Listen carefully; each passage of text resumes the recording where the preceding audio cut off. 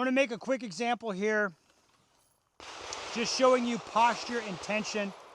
Don't think about it too hard, but just watch the way the gun moves.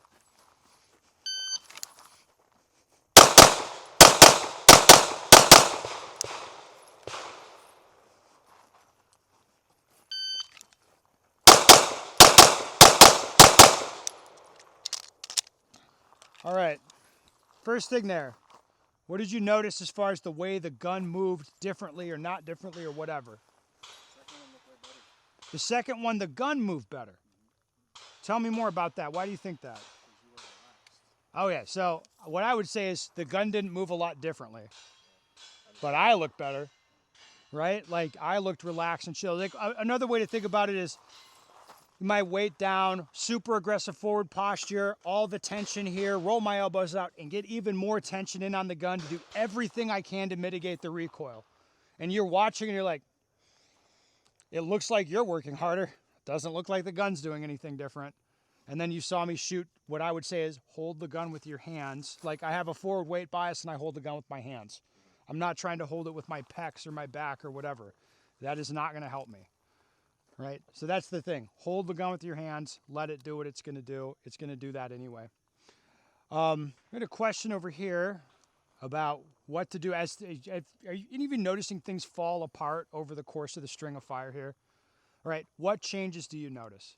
So I'll give you the common ones. Nothing. Happens when the hands shift.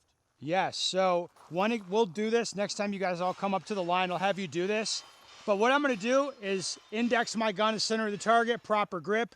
Now I'm just going to add grip pressure on my left hand. What the hell just happened? Yeah, you see the sight, and then I would say sight picture is gone.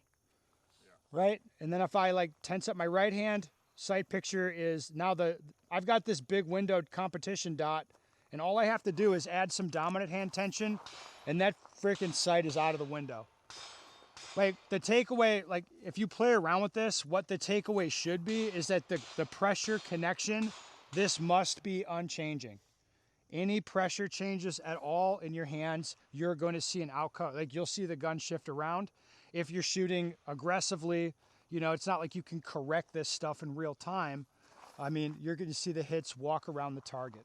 Typically, as people are shooting this doubles drill, dominant hand tenses up. Usually input goes into the gun.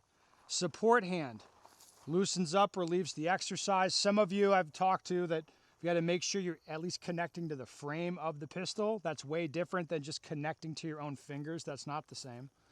All right. So what happens if this loosens up? Typically you sense a loss of control and your dominant hand takes over and puts in input. I don't know about you, but as soon as I have the sight up in my awareness for about a second, I want to start staring at it, right? It's what everybody wants to do. So like here, use that white piece of tape, stare at that. If you feel your focus shift onto the red dot itself, or if you have some reason to think it is, usually, again, the rounds are going to track up. You'll track up in recoil, right? The idea here is you're like a freaking machine. You shoot aggressively, like lots of rounds, and like nothing changes. I'm going to make one more example for you.